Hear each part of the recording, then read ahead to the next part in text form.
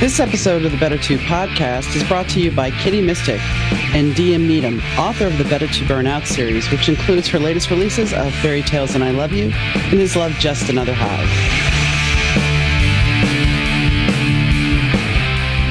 Hi, and welcome to the Better To podcast with DM Needham. I'm your host, Donna. Today I have the pleasure of talking to Australian country singer Chloe Styler. Chloe has a term called Yeehaw Pop. That's what her music is categorized as. And it's a little bit like Lisa Loeb and Jewel to me, but I think you should check her out. And I think you should stick around and check out our podcast as well, because we talk about all sorts of things musically. You might have heard my voice hosting the Better To podcast, but did you know I'm also the mastermind behind the Better To Burnout book series? The stories unravel the lives of Nigel Hartigan, the groovy bassist of Sambuca Fedora, the stunning singer-model Ava Richards, and the suave record executive singer Russell Langford. Love, romance, and drama run rampant as their lives tangle up. But brace yourself, folks, because not every tale has a happy ending. Snag your copy today from most online booksellers. Hi, Chloe. How are you doing today? I'm great, thank you. How are you? I am fantastic. So are you in Australia currently, or are you in Nashville? I am in Australia. I was in Nashville not too long ago, but I recently flew home and have been settling back into Aussie life. Okay. So I take it that means that there's no concert dates coming up in the US then? No, not at the moment, but I have just booked another trip to come back. I suppose I'm kind of splitting my time between the two places at the moment. So I will be back later this year for some writing and some finalizing of some recording that I did in my latest trip. Because I knew that you were over here working on some tracks, and you're going to be releasing more singles as time progresses, and I'm sure you have more singles that you're going to be releasing. That's what you're going back to do, is work on some more music.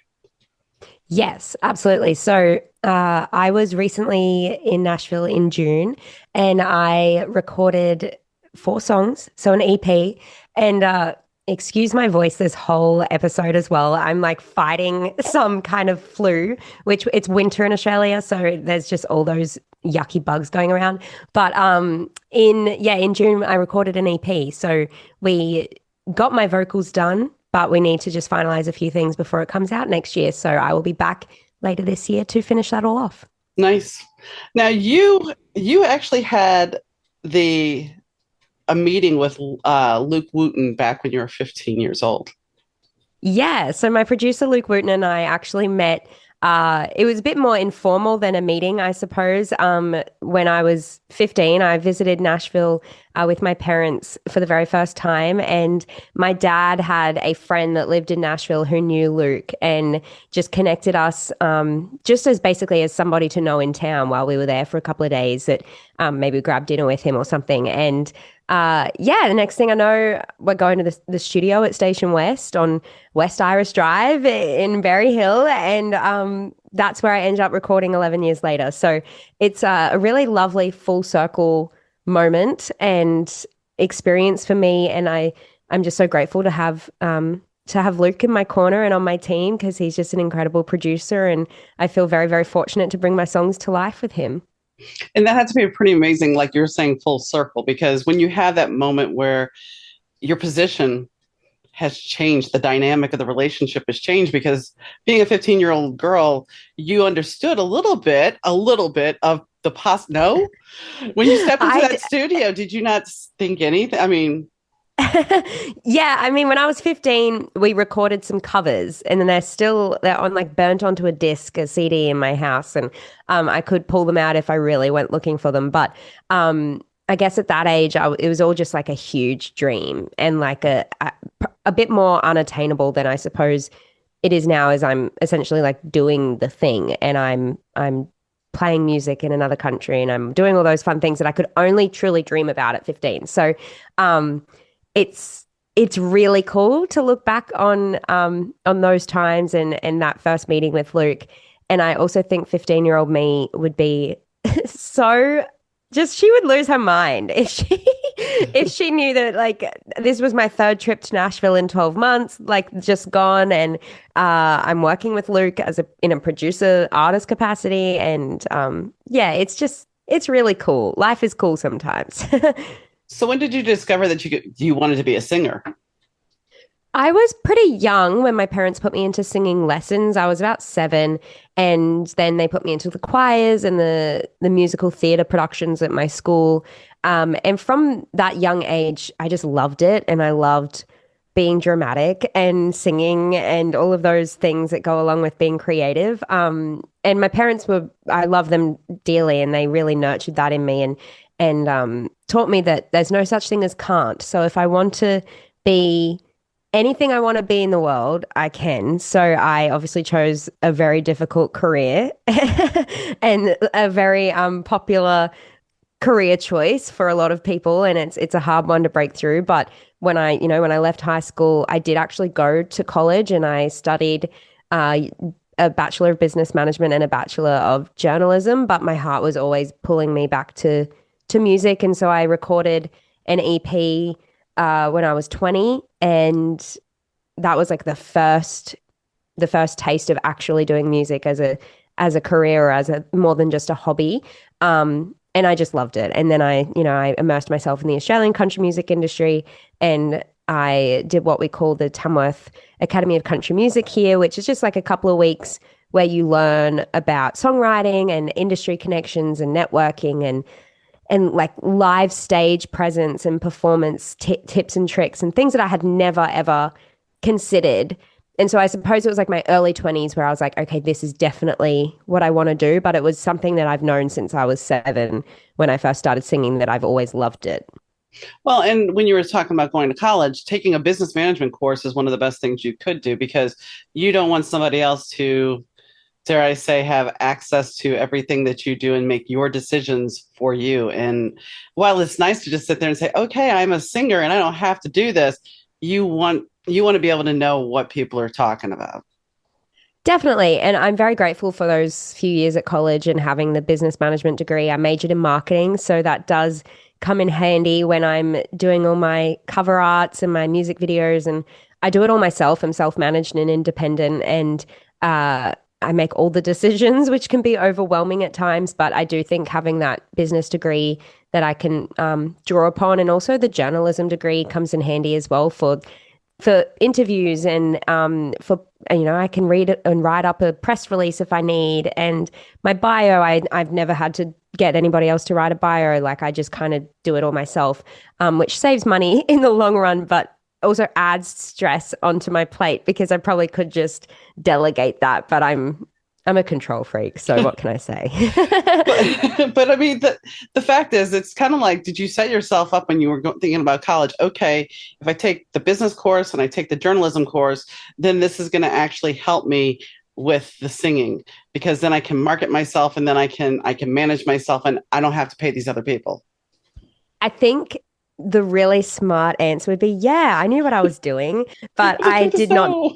No, I didn't know what I was doing. I graduated high school, and my school was very academic, and it was kind of a sense of, okay, well, this is where you go next. You go to college or university, and uh, that's what I did. I went to college for 5 years, and I actually started out in a music degree. I was studying creative industries and majoring in music, but I didn't really feel like I needed to study it to do it. So that's when then that thought process came in, and I was like, okay, well, if I don't need to study music, what can I study to help with my music? And that's where the business management, and then the journalism was just really rogue, and it was because I really like English and linguistics and those kinds of things. So I just really enjoyed I really enjoyed those studies, but I definitely don't use them. But it's something to fall back on that if you, like you said, when you're doing an interview, you can handle yourself in an interview. There's not going to be this moment of, well, what do I say now? You can know Yeah. something to say, even if it's just something polite or trite or whatever. You know how to pull it Yeah. off. Yeah, and I suppose with journalism as well, you know, that's looking for a story and writing a story or a piece on somebody or something, and that comes in handy when I'm writing a song because sometimes I'm drawing upon other people's stories and lived experiences that I might not have experienced yet. And at least I kind of have the tools inside here somewhere, buried back there somewhere, of how to really draw upon people's stories and experiences and draw it out of them and write a song. So I want to go back to the 15-year-old girl. When I think about, I'm looking at you with the two showcases, the CMA Fest, two Sound Australia showcases in Nashville, including your debut in the Bluebird Cafe. I mean, there's Yeah. people that are still longing to do that, that have been producing music and putting music out for a while, but they still have not been able to do that. So what was it like? It was amazing. It was so pinch me. I just remember walking in. It was my second time in there as like forever. I because I'd only been in once before to see my friend Phil Barton play on a trip earlier that year. It was last year that this happened, and I walked in and it was still like all shiny and new, and I was just overwhelmed by the fact that I was in the Bluebird. And then they were like, "Okay, time to get on stage," and then that was overwhelming. But it was overwhelming in like the best sense. I was nervous, but I really channeled that into excitement and just trying to soak it all up because it's so cool and there's so much history in those walls and the crowd are phenomenal. The people that go and watch a Bluebird Cafe performance know how to be an audience and they sit and they listen and they respect your stories and they really, I suppose, let you have your moment. And I really felt like we all had our moment. There were four of us on stage and we all got a moment in that round to show who we really are and also soak it all up because it might not happen again. Who knows? But at least I can say I've done it, and it was incredible. Well, and it's such an intimate venue. I Yeah, it mean, was like 60 people there or something. It's quite intimate, and those are rooms that I'm used to playing back home in Australia. When I put shows on, I perform to those size rooms because in my area we don't have we have really large venues or we have really small venues. There's not a lot of in between size venues. So I'm used to the intimate kind of size. So it was quite nice to be at the Bluebird where I was like, oh, I played to this like a month ago at home, but it's just entirely different and on an complete other scale. I can imagine. And so like when you opened up for Tony Hadley from Spandau and Tom Bailey from the Thompson Twins, was this an arena show or was this another small venue? They were theaters. Okay. So the Tony Hadley tour was back in 2020, and I did 5 dates with him around the country. We performed at, yeah, theatres. So in my state, it was the Tivoli Theatre. In New South Wales, it was the Enmore Theatre, and so on and so on. And they were rooms of about between 1,200 and 2,200, which was amazing. And they were pretty big rooms for me at the time. I was very, very, very nervous for those shows. But by the time Tom Bailey, Thompson Twins tour came around 2 years later, they were very similar size rooms. There were even a couple of overlaps of the same venues.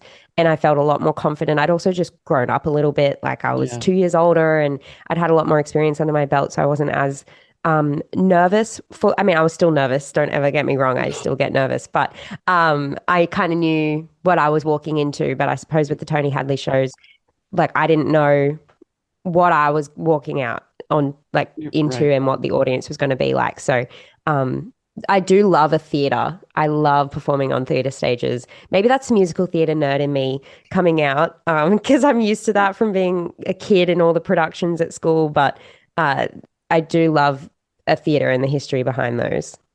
Well, that's the one thing about theaters, like you said, there is such history. There's a theater in New Orleans where I grew up called the Sanger, and when the lights go down and the house lights go down, they painted the ceiling to have stars on it, so you see little Oh, starlight. It's beautiful, yeah, and beautiful. I mean they redid the theater from when I was a kid, so because it was shuttered for a long time. But to see a theater be brought back to life and in its prime once again is an amazing thing. And there, like you said, there's such history in them.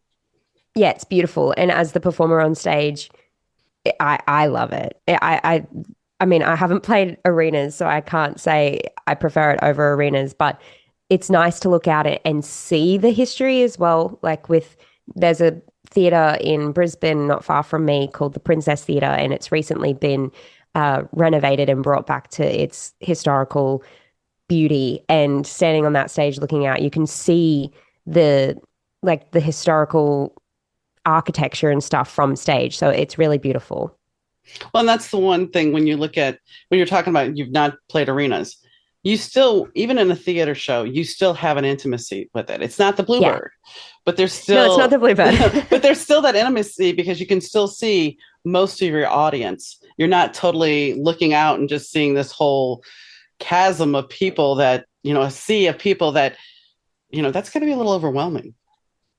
Yeah, I could only imagine. I've played big crowds at festivals. So I played a festival a few years ago called Big Red Bash, and there was about 7,000 people there, and that is overwhelming. So imagining that in a arena with in an enclosed space, that's just a lot. I'm imagining would be a lot on the brain to take in. Oh yeah. I mean, nobody really thinks about when you go out on stage that you have to you have to turn yourself, you have to flip a switch, you have to put yourself in overdrive, because if you don't, your performance is not going to have that oomph that's going to connect with people. I don't care, and Yeah. I know you know that, and no matter how bad your day is, you still have to perform. Yeah, definitely. And there's been times that I've had to do that. And I suppose the bigger stages you get onto and like the further along in your career you get, those days probably are more often than not because you're touring so much. But sometimes it is hard to get up on stage when you've had a bad day and really give it your all. But the way I look at it is it's there's people out there that deserve a great show and you got to give it to them no matter how you're feeling on the inside. So I just try and do my best. That's all you can do. That's Yeah. all you can do.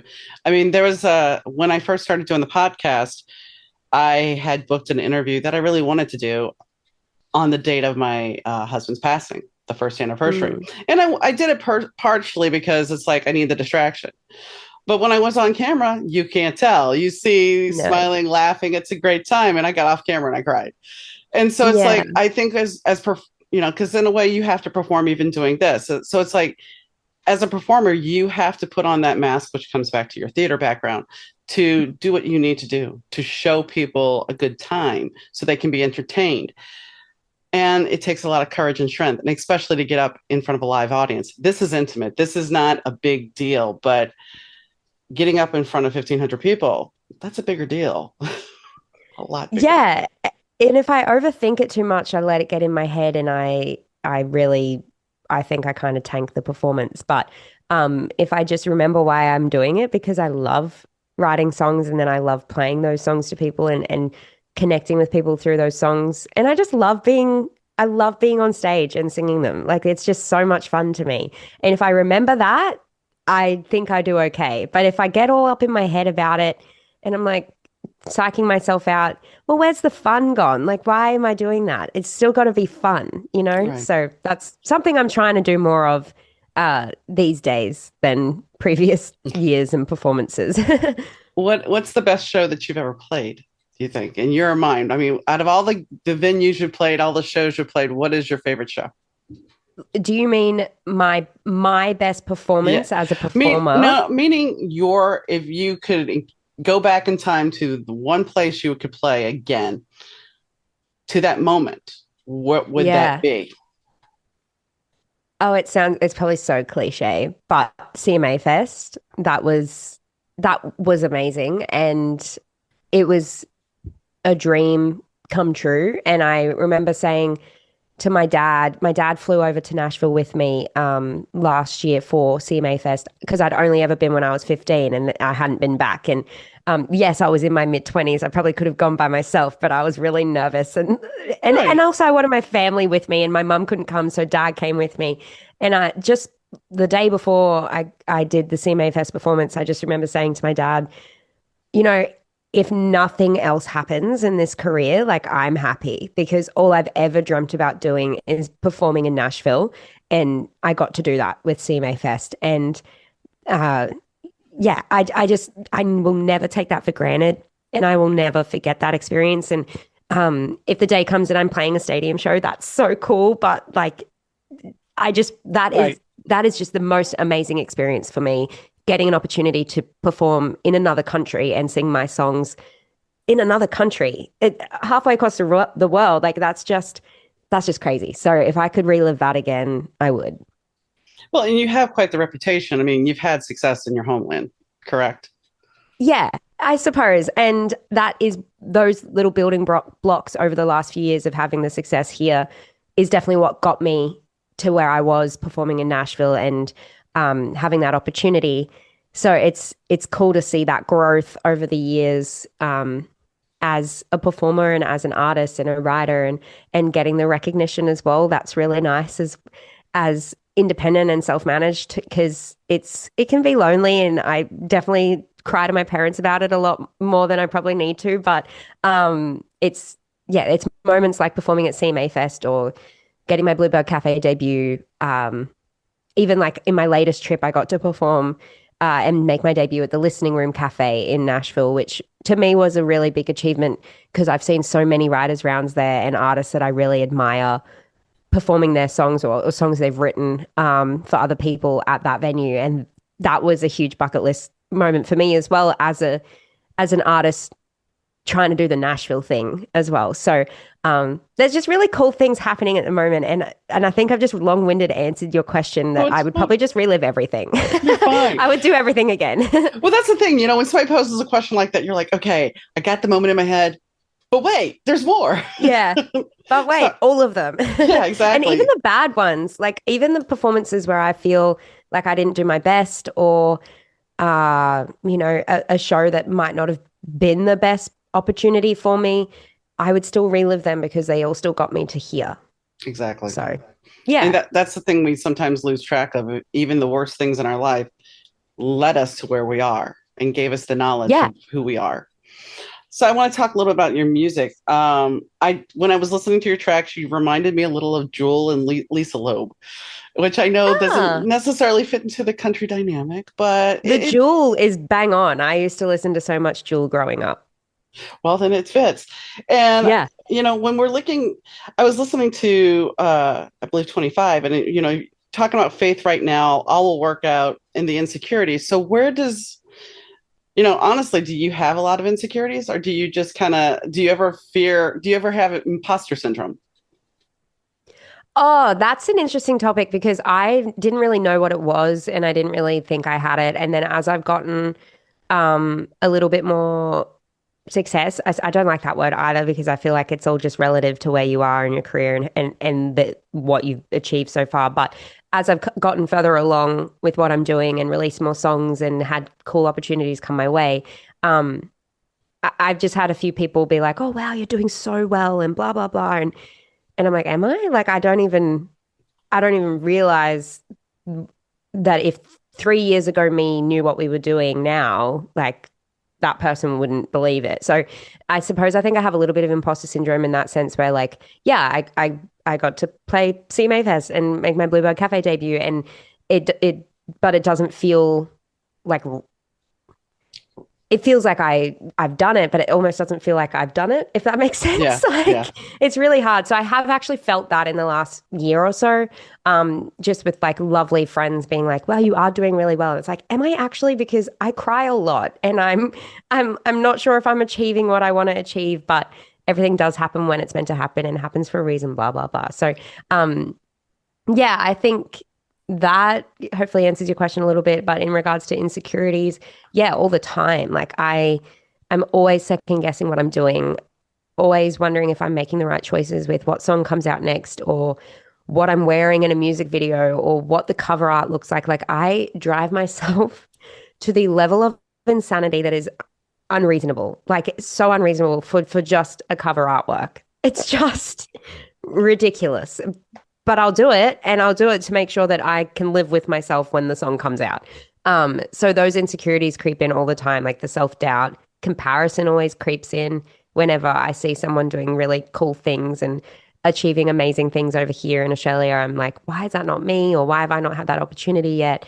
Um, and then that's when the whole trusting in the process comes in. So with 25, it was a big ordeal of just learning to trust in whatever you trust in and letting it do its thing and knowing that something's got your back and everything will work out when it's meant to and how it's meant to. But it is so easy to fall into the trap of being like, oh, but what about me? Or why is it not happening for me? And yeah, and just doing that cycle. But I'm a lot more better, a lot more better. That's terrible English. Journalism degree not coming in handy there. I'm a lot better than I was when I wrote 25, and I'm learning to just let go of things that are bad for me and accept and appreciate what's good and what I have at the moment. I think, you know, the comparison thing, I'm an author too. So the comparison thing is a major thing that I get because you sit there and you go, well, my book's good. Why isn't anybody, you know, what can I do? I don't want to spam the world with my book, but what do I do? And so then you start having doubts and you start saying, well, do I want to give up? Because there's how many other people doing the same thing that I'm doing. Yeah, that's huge, especially when I visit Nashville because it's just so obvious how many people are trying to do it and wanting to achieve the same things as each other. So that you can either get like paralyzed with overwhelming thoughts of I'm never going to be good enough, or you just use it as an opportunity to be like, well, how cool. How cool that we all have the same dream and we're all so talented and we can all write great songs and just trust that if it's meant for you, it will happen. It's so philosophical and kind of silly at times, but if I don't think like that, I'm just like it's a mess up here in my brain. I understand. I mean, and for me, it's like, okay, as long as I'm writing and I'm enjoying what I write, that's all that really matters, isn't it? I mean, yeah, sure, I want other Yeah. people to read it, or you want other people to hear you sing, but at the end of the day, if you're getting satisfaction from what you're doing and creating as a creator, then that really matters. It's not the likes, it's not the clicks, it's not the reviews. It's what fills your heart. Exactly. And I'm at that place now where I'm making music because I love it and I'm releasing it because I want to and I'm releasing when I want to and what I want to, and it feels great because I feel like I'm filling my cup and hopefully that's translating through to the audience and people that are finding my music because I really feel like me now in my music and I really feel like I'm just having fun with it now. And that's what it should be. It should be fun and I should be doing it because I want to get the songs out and I want to write these songs, blah, blah, blah. And not trying to do it for external validation. That's where it would be. That's where the tipping point would push you over into, are you doing this for the right reason? You know?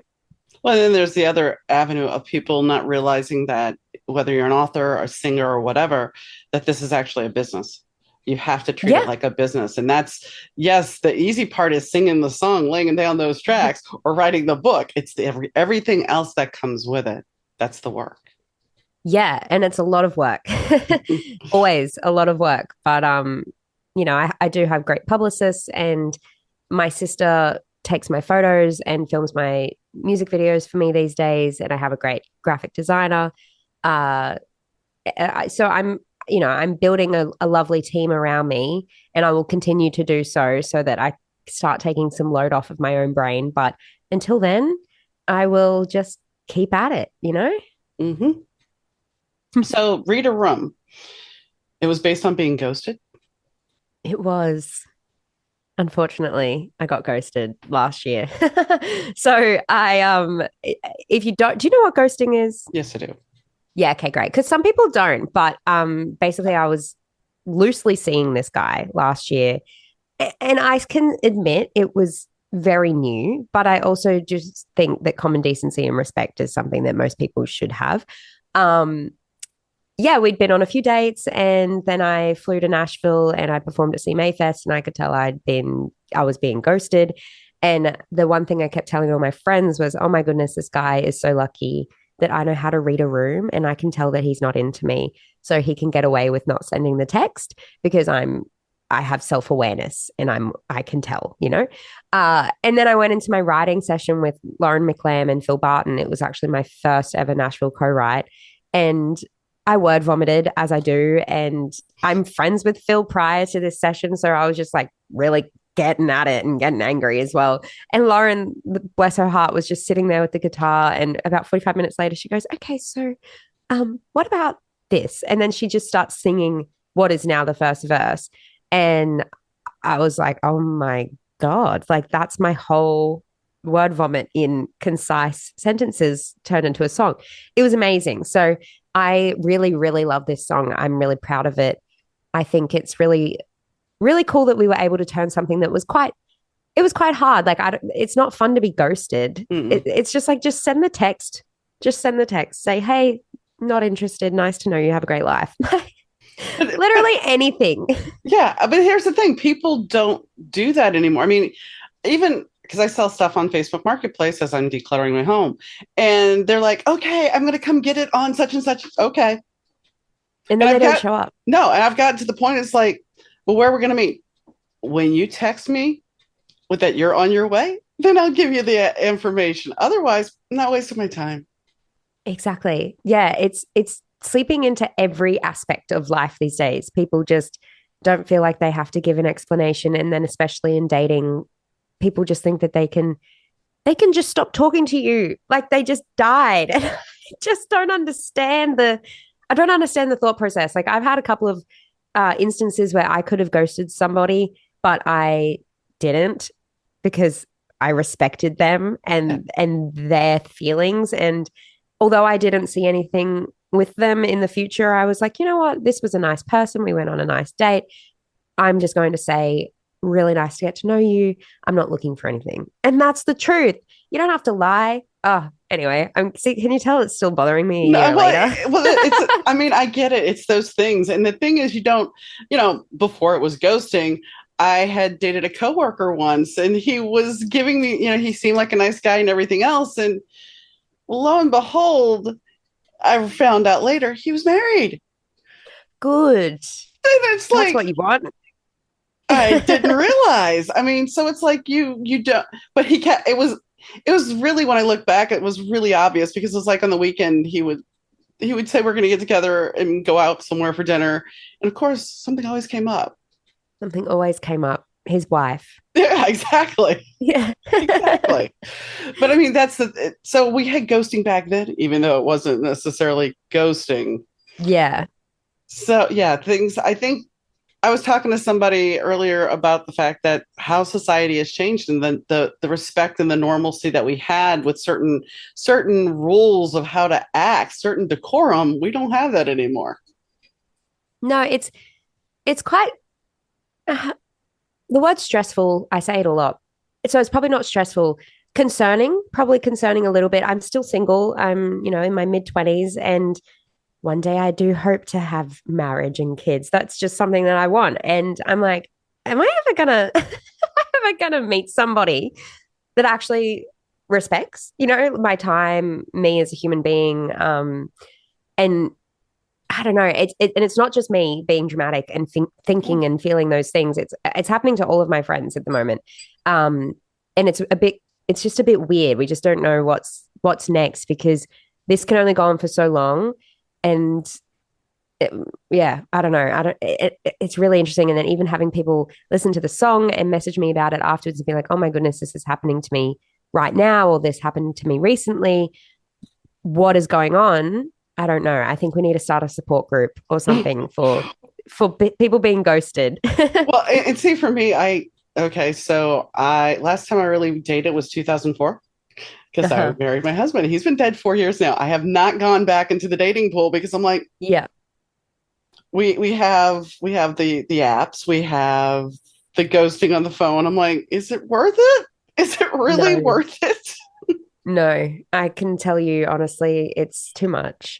I'm not on the apps. I don't do any of that. I'm just hoping that I'll meet someone naturally and organically. Wish me luck. Hopefully we catch up again in a year and I have a better story for you. I hope so. Now I will say there was a guest. The episode never aired on this podcast because there were sound issues and I wasn't going to air it anyway. The first thing he says to me, he was an older gentleman. The first thing he says to me is, "You have lovely skin." Oh. And I'm just kind. thinking, it's kind, but in the same token, this is the first thing you're saying to me when you see me, and all I can think is, this is tad creepy, just a tad creepy, because it reminds me of Silence of the Lambs or something. It's just. Yeah, I wasn't going to say that, but yeah, it's just a little creepy. But I can understand why it never got aired. He didn't say it on camera. No, later on camera, he's talking about let's go get some absinthe in New Orleans, and I'm just like, No, thank you. no. So yeah, it's just like even here you get some kind. Sometimes you're just like, mm-mm. Thanks, Mm, but mm-mm. mm-mm. So maybe No, I thanks. ghosted him because I was just like, ah, we're not airing this. So Nah, I don't think you did. You're so fine. what is your next single that you're going to release? I have actually a song called Call It coming out pretty much just as this drops. And it's about, the lyrics are are just a big sigh because the lyrics are very specific. And it's just, it's about knowing that something can't be anything more than what it was, and calling it for what it was, which was just a really lovely time together for like a really small little period of a holiday in Tennessee, and just calling it and accepting that it was that and not trying to make it anything else. So that's what the song's about. I've not had to explain that yet. So that's why I was like trying to figure out the trying to figure out how to word that without absolutely uh giving all my secrets away. But I really love this song, and it kind of just fell out of me after my trip to Nashville last year, and I felt like it was a nice song to put out because it really um it's like a 4 minute long song. It's not for radio. It's not to be the next number one hit, it's just to invite people into my life. And also I know there's so many people that have little holiday flings and meet people that they might think could be something else, but it's not meant for that. It's just meant to be something really beautiful and short lived, and accepting that it's that. So I think it's just like a nice little song that I can't wait to have out. And I'm a bit nervous if you can't tell that it's just like very specific to my life, but I think it'll be good. There's a music video for it as well, so Nice. I'm excited about that. Yeah, But I mean, here's the thing, not every song, as you said, is going to go on the radio. Not every song is meant to go on the radio. And sometimes, especially for your fans, they want the deeper cut. They want the song that is more personal. They don't necessarily want the thing that's going to be top 40. They yeah. Well, want they're something gonna get real. it with this one. They're gonna get the deep cut, the real inside my brain kind of one. Which is where the nerves creep in. But I'm also like, you know what? I'm a songwriter and I exaggerate so many things for the song. It's always based on true experiences, but there's a little exaggeration in there. It's fine. Like we all do it. And this one is no different. So I'm really excited to have it out. I think it fits nicely in the world with Reader Room. It was produced by Luke Wooten as well. And it will lead into then my next single release, which will be coming out in early October. Okay. Well, Yeah. when you're talking about exaggeration, though, social media, that is all it is. Everybody Yeah. exaggerates their life. Nobody is living in turmoil. Everybody's got the glamorous life. It's like, Yeah. Crazy, right? That we just kind of accept that as is, but it's just so unrealistic. And um, I mean, we're all guilty of it. I'm guilty of it. I don't post when I'm having a bad day. I probably should. I just don't post. So anyone listening that goes like, why hasn't Chloe posted for a few days? Probably going through it, probably feeling emotions that I just can't be bothered dealing with on social media. But yeah, it's a very interesting time we're in. There's ghosting, there's social media highlight reels that just kind of show the good, never the bad. Um, yeah, and I don't know. It's kind of interesting to observe it all. well, back to the conversation I had earlier, we were talking about the fact that people are kind of obsessed with death, and whether it be in books or murder podcast, or I mean, I have a friend who listens to murder podcast all the time. She listens to them Same. before bed. And granted, I'm guilty of Crazy. watching CSI reruns, crime, I watch that, I but love I that. don't I'm not obsessed with, once I finish rewatching this, I'll be done. And but yeah, there's an obsessed cult now kind of about death, Yeah. and not in a good way. It's like the murderer, and it's like, well, why are we continually perpetuating this? Are you giving people ideas? Are we desensitizing everybody? Yeah. I used to be one of those people that listened to the true crime murder podcasts religiously all the time. And I started feeling very anxious all the time and very paranoid and on edge. And I could not understand why. Silly. I wonder why. And then I would tell my therapist about it. And she'd be like, "What are you listening to?" Like, blah, blah, blah. And I'd say, "Oh, I listen to this new podcast. It's so good. It's about this guy that killed all these people." And she'd be like, "You got to stop." So she told me to stop, and I stopped, and I don't listen to them anymore. And my life is a lot more peaceful. That's for sure. I do watch the occasional true crime documentary. I do find it Yeah. interesting, but I don't like. I used to every time I got in the car, I would put a true crime podcast on. Why? Put Nothing something like happy on. nothing like sunshine and rainbows with that. Yeah. And then feeling anxious all day. Why would you put yourself in that mindset? But I can understand the appeal. It is interesting Yeah, it is. too, but in small doses. It is. I mean, it's interesting to see how their mind works and things of that nature, but it's a little frightening because number one, you're creating that anxiety level in everybody because everybody's going to see somebody as being the potential killer. Uh, Yeah. and number two, you're now programming your mind to focus on this stuff. Yeah, definitely. And, when I travel, sometimes I travel solo. And then because of all my history of listening to true crime, everything is heightened. And Mhm. I should never have listened to all that because everything that runs through my brain when I'm traveling and if I am alone, whoo, you don't want to be living up there. There's a lot going on. Oh, I can imagine. Like, you looking at somebody. Oh, he looks shady. Is Yeah. he? Yeah. Oh, And yeah. mhm. So, I mean, and the thing is, it's bleeding into fiction as well because there's a lot of books that are coming out that are based more with darker tones to it, and people are Yeah. okay with that. I mean, also you could almost say with songs as well. There's that Lainey Wilson and Hardy song, Wait in the Truck, Hmm. which is about, have you heard that song? Mm-mm. It's about the Hardy character, like the male character, finds the Lainey Wilson female character on the side of the road. And she's been beaten, and he doesn't even have to ask, and he knows it's a domestic violence situation, and then he goes and kills the guy. Okay. Yeah, and like that I think that would have gone number one, and it's a great song, fantastic song. But yeah, it's a violent song, so I suppose that kind of death, murder is seeping into songs as well. But it's kind of funny because, and I mean, over here we've been called out on it several times that violence is very much in our culture, but yet sexuality, no, we can't talk about that. Which Yeah, that's more natural, but over here, no. Mm-mm. yeah, that's true. I hadn't thought about that. We've gotten called out many a times in the United States about that, especially because of Yeah, the gun wow. culture. Yeah, I'll have to look into it. I And don't know. I can't. it's kind of funny because I know the history of Australia where you guys are originally from. So it's kind of amusing that you guys don't have that reputation like we do. But yet, allegedly, you were formed on a penal colony. No offense, Oh yeah, but yeah. you look at this and it's like, well, what about us now? We are just a little bit outlandish over here at times. But anyway, we're not going to go Oh, there. So, as far as the next group of songs you're releasing, are you putting on a different EP again, or are you going to put out a whole record?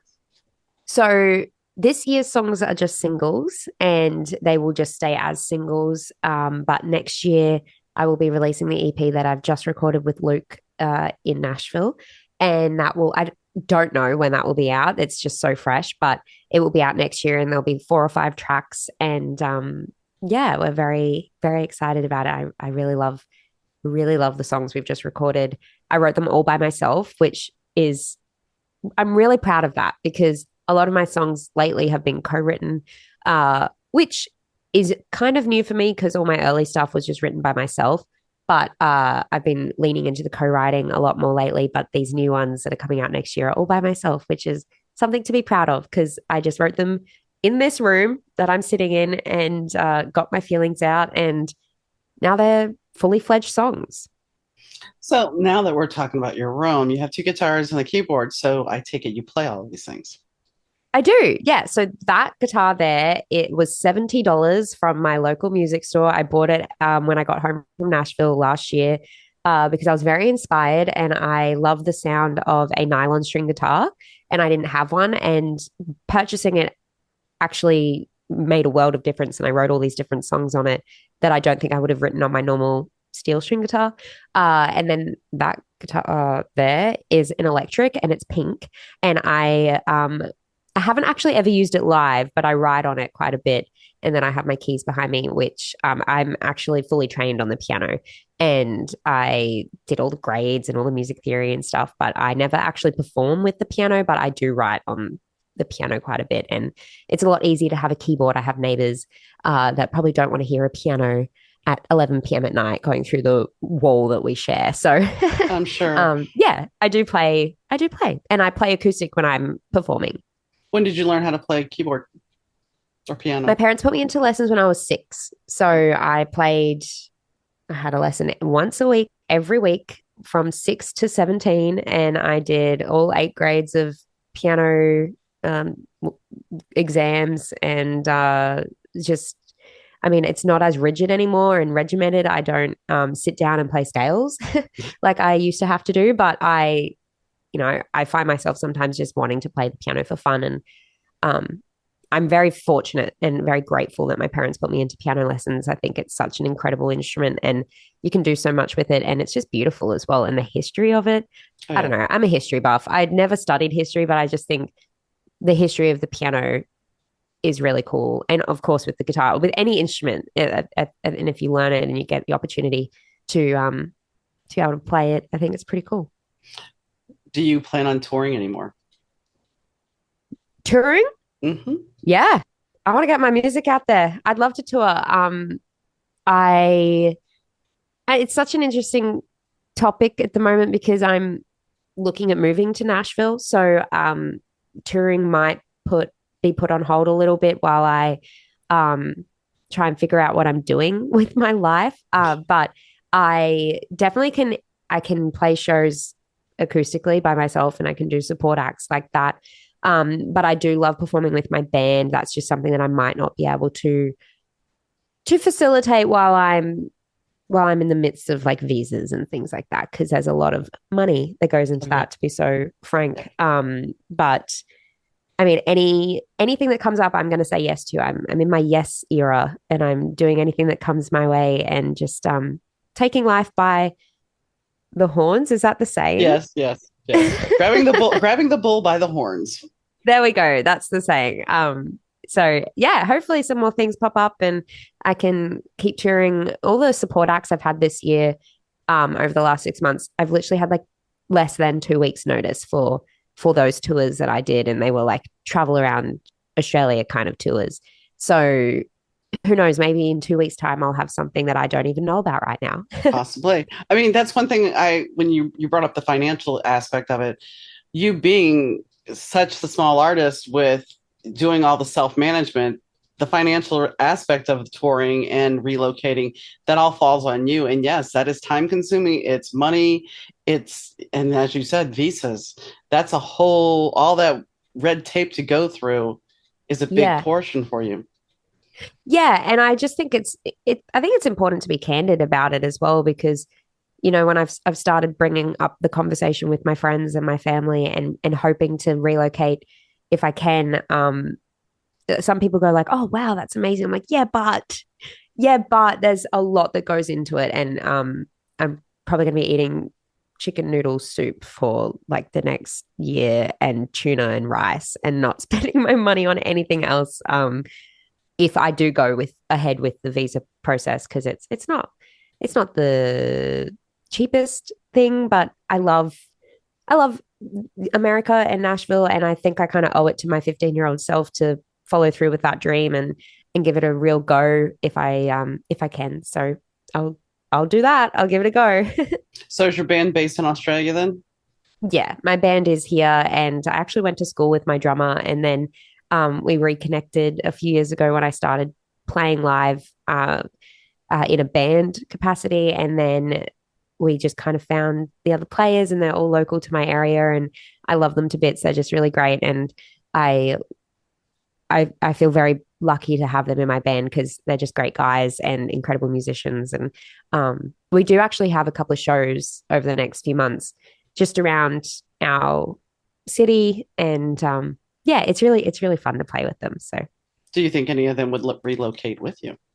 oh no, I wouldn't even ask them that. They'd be like, "What are you talking about, Chloe? We've got a life here." So, no, they're in like my drummer and my guitarist are in their own band called the Vultures, and then my bass player is a session guy and he's a producer and he has his own things going on. So, no, absolutely, I wouldn't even expect it of them, but I think they'd come visit for sure. They'd be like, "Show us Nashville." And I'm sure you wouldn't have a problem finding a band in Nashville. No, something tells me that I think I'd be okay with that. I think there would maybe be some musicians there. Just maybe, just a slight Maybe. chance, slight Yeah. chance. So, what would be your dream gig to play? Ooh, the Opry. That's what I figured, but you know. Yeah, that's just like hands down. That's or the Opry and the Ryman are huge, huge dreams. So one day, hopefully, we can catch up again and I can tell you I'm making my debut. Um, yeah, just the thought of that is so cool. I've done the tour with my family of the Opry, and then I did the self-guided Ryman tour by myself last year. And when you're at the Opry, you can choose to walk in the circle, Mhm. and I've not done that. I've not stepped in the circle. I'm like, no, I don't want to jinx myself. So As we'll see. as a singer, I can see why you wouldn't want to do that. Did you ever watch the show Nashville? Yes, I did. I think that is to be expected of someone like me, probably an Australian that doesn't like.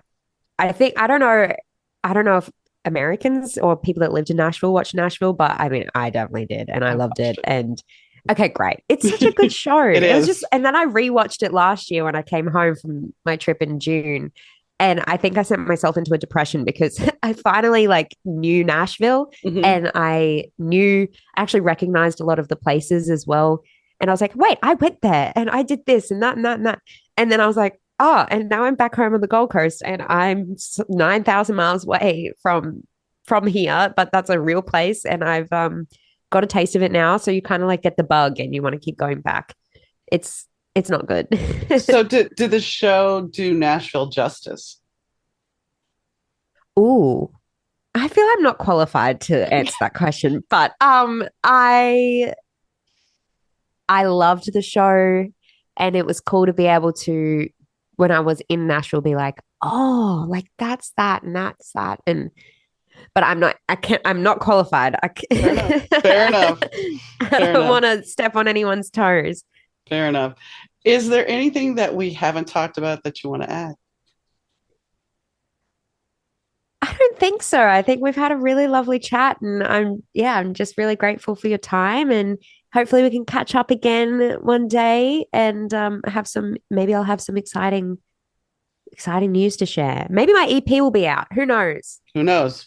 And I would Yeah. love to have you back. That'd be great. So thank Thank you. you. Hey, Donna from the Better Two podcast here. If you've listened to my show, you know that it always sounds great. That's thanks to the guys at Third Ear Audio Productions. Third Ear Audio helps podcasters, broadcasters, musicians, and business owners get their important messages out to their audience. Rich and the Third Ear Audio team are easy to work with. They're efficient and understand that your message is important to you. With quick turnaround and the true caring of your needs, Third Ear Audio is your go-to for any audio message. Reach out to Third Ear Audio at 312-388-5596. Rich and his team will deliver for you. That's 312-388-5596. Or you could email them at info@thirdearaudio.com or visit them on the web at www.thirdearaudio.com. Chloe, I think she's got a bright future. I wonder, we were talking a little bit about off air about moving to Nashville, and hopefully that move goes well. And if not, if she decides to stay in Australia, that doesn't mean she can't go back to Nashville and perform and actually do touring over there. So I look forward to seeing where her journey is going to take her because I mean, I can imagine, she's been doing this since she was 6, 7 years old, singing, and she discovered this is her passion. And to be 15 years old and to meet this producer And now to be working with this producer and have him do your EP, it's a full circle journey. And I've had my own full circle journeys. And when you hit that moment where it may have taken several years to get to, when you finally hit that moment where you're able to go full circle on something.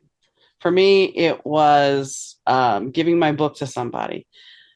When I wrote it, that was the only thing that mattered after I was finished is I wanted to give it to this person so they could read it. And I got to achieve that. Do I know if they like it? No. And that's okay. But the whole fact is I did what I set out to do.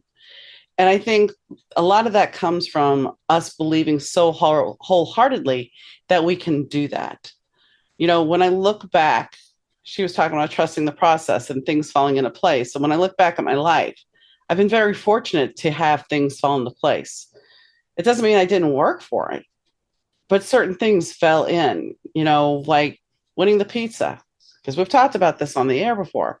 Winning the pizza and then becoming a disc jockey. It wasn't something that was like, okay, I won the pizza here, and then next week I was on the radio. No, it took me going into the radio station and Todd showing me how to do things, how to program, how to pick songs. And yes, he sat there and said, oh, I don't feel like programming anymore. So here you go. You do it. And granted, that doesn't happen nowadays as far as programming. The station is pretty much programmed itself, by the computer. It's all taken care of by whoever's programming the computer. But at the time, I had to put in that work to get to do what I needed to do to become a disc jockey. And I think that's when we kind of lose track on things. Yeah, she had that 15-year-old dream of being a country singer. But there's been a lot of work to get to where she is. She's in her 20s now, and last year she played CMA Fest. That's quite a bit of time that she had to put in the work. She had to practice, she had to write songs, she had to build an image. So when you look at things, everything, whether it be a chair in your house, think about all the moving pieces that come in there. Your phone, think about all the pieces that are there. Not everything is simple. And I think we have learned so much that we look at the aftermath. Success happens, yay. We don't look at the work that is put into it. We don't look at what the creative has done to show you how to create that song. We don't see all the work that went into writing those lyrics and putting all the music together. We don't see what goes into making that television show. Sure, if we watch the documentary, sure, we can see that. Sure, the clips behind the scenes, yeah. But that 1 hour show, or maybe not even 1 hour, in some cases, it's 15 minutes.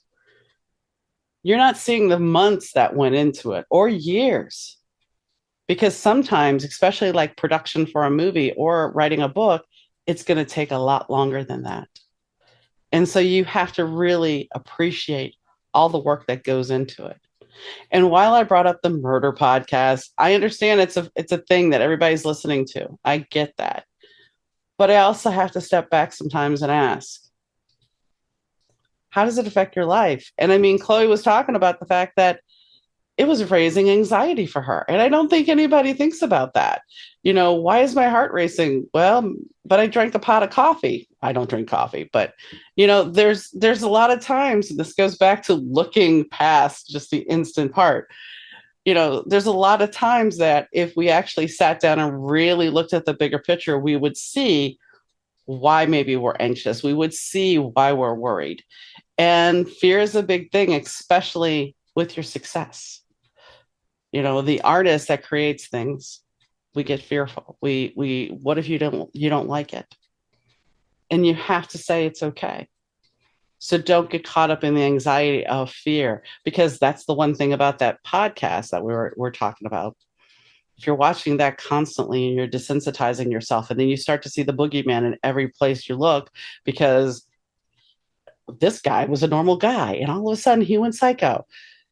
You're never going to look at people the same way. You're never going to trust them enough. And you're going to start worrying, is this next guy or this next woman that pulls up next to me in a car, is she going to go off the rails? So if you're feeling anxious and you're listening to this, think about that for a second and see what happens. There's certain games I can't play on my phone because it makes me anxious, but I realize that and I stop. So how did I get off on this diatribe? It's because we were talking about the murder podcast. And like I said, I watch CSI. Granted, it's reruns, but I still watch it. And I know if I need to, I can stop at any time. So be a little bit more aware of what you're consuming at times. And if it feels like it's not right for you, whether it be food or whatever, do yourself a favor and take care of you. So on that note, I'd like to thank Chloe for being on the podcast. I'd like to thank Rich Zai from 30 Year Audio for doing the audio as well, and Fast Susie for the music. And most importantly, I'd like to thank you for tuning into the podcast. You're listening. Well, that's part of the reason why I do it. Not to mention, I get to talk to some really cool people. But on that note, I wish you, whenever you're listening to it, whether it be morning, noon, evening, night, the weekend, whenever, I appreciate you and thank you for tuning in. And I'll catch you next time, guys. Bye.